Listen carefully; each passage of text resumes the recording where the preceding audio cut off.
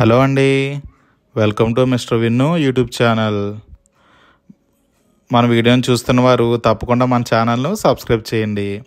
మేము పెట్టే ప్రతి వీడియో కూడా మీకు వచ్చేస్తాయి. బోల్డ్ వీడియోస్ ఉన్నాయండి, సబ్స్క్రైబ్ చేయడం మాత్రం మర్చిపోవద్దు. అలాగా ఇంకా ఎవరన్నా మీ ఫ్రెండ్స్కి మీ రిలేటివ్స్కి కూడా మన ఛానల్ గురించి చెప్పి సబ్స్క్రైబ్ చేయమని చెప్పండి.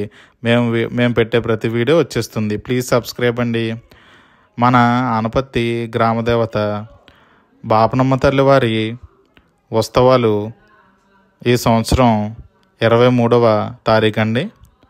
జాతర 24, 25 కూడా తీర్థం చాలా గొప్పగా జరగబడుతుంది. ఈ వీడియోలో మరి బాపనమ్మ తల్లివారి చరిత్ర, అలాగే ఈ గుడిని కూడా ఎవరైతే మిస్ అవుతున్నారో ఆనపత్తిలో ఉండి అలాగే ఆనపత్తి బాపనమ్మ తల్లివారి గురించి తెలుసుకోవాలనుకుంటున్నారో వారందరికీ ఈ వీడియో చాలా ప్రాముఖ్యత అండి.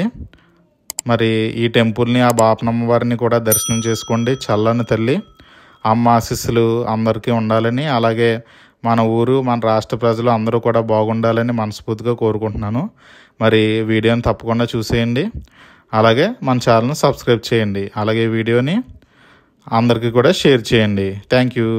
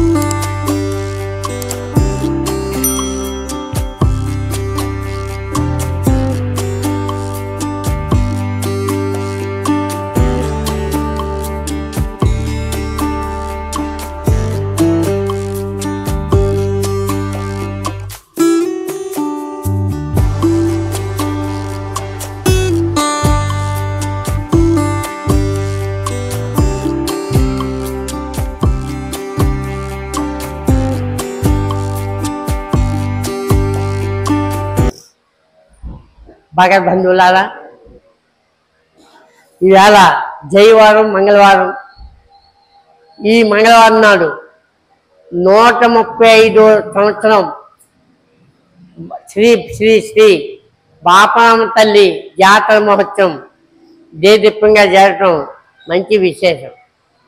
అలాగే రేపు తీర్థం, అది కూడా అత్యంత వైభవంగా గొప్పగా జరిపించుకోవటం, అమ్మ అనుగ్రహం అందరిలో మరి ఐక్యమై మన కమిటీ వారి ద్వారా చేయించుకోవటం మంచి విశేషం. అటువంటి గొప్ప శక్తి అందరికీ అనుకూలించాలి, అనుగ్రహించాలి, ఆయురారోగ్యాలతో వర్ధిల్లాలి.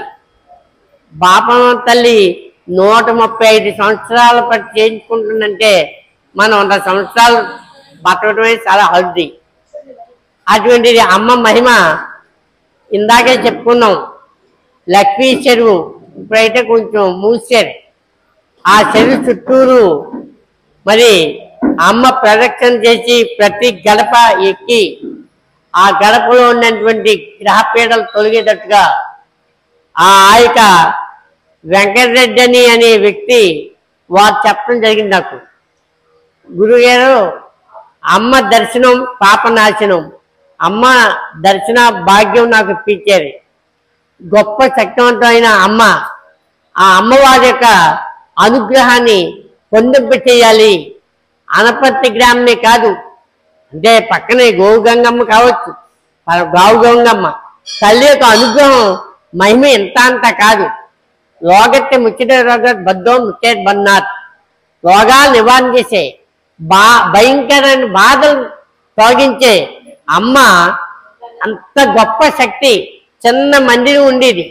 ఈ మందిరం ఇంత దేదీప్యంగా మరి అందరి సహసహకారాలతో కమిటీ వారు ఏర్పడి ఇంత 3 పువ్వులు 6 కాయలుగా అమ్మవారు జాతర మహోత్సవం చేస్తారంటే మన హైందవ ధర్మానికే ఒక బలం.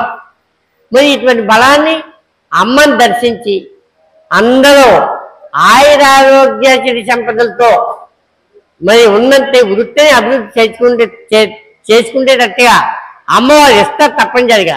నమ్మకం మనం నమ్మించి ఉండాలంటే ప్రియమైన అమ్మవారి యొక్క భక్తి జ్ఞాన ఆనందంతో భయభక్తులతో అమ్మని కొలుసుకుంటే కొంగు బంగారంగా అమ్మ దర్శన భాగ్యం ఇచ్చింది, ఇస్తుంది కూడా. ఎందుకంటే అటువంటి మహిమలు ఇక్కడ సత్సంగం చేసినప్పుడు ఎంతో మంది చెప్పడం జరిగింది. ఆ జగన్మాత మహిమలు ఇంత అంతా కాదు. అమ్మ ఆవిర్భావం ఒక శిలారూపంగా దర్శనమిస్తే ఆ శిలను తీసుకొచ్చి విగ్రహ రూపంగా పెట్టి ఆ విగ్రహాన్ని నమ్ముకుంటం వల్ల అమ్మగా మారింది. అదే తల్లి అంబారుద్రాని భద్రకాళి బగలి జ్వలాముఖ వైష్ణవి త్రిపుర సురాసుర దేదీప్య మనోజల రక్షపోషణి జనని ద్రాక్షాయిని వల్లభి పాపనమ్మ తల్లి, నీ అనుగ్రహం మాకు కావాలమ్మా అనే అమ్మవారిని మనసా వాచ కర్మతో మరి అన్వేషణ చేస్తూ అమ్మను పేదైపోయి అడుగుతూ ఈ జాతర మహోత్సవం 135వ సంవత్సరం దిగ్విజయంగా చేయించాలని, ఆ తల్లి యొక్క అనుగ్రహం కలిగించాలని కమిటీ వారు అందరూ సత్యశ్యామలుగా ఉండాలని కోరుకొస్తూ జై బాపనమ్మ దేవతభ్యో నమో నమ. స్వామి చెప్పండి.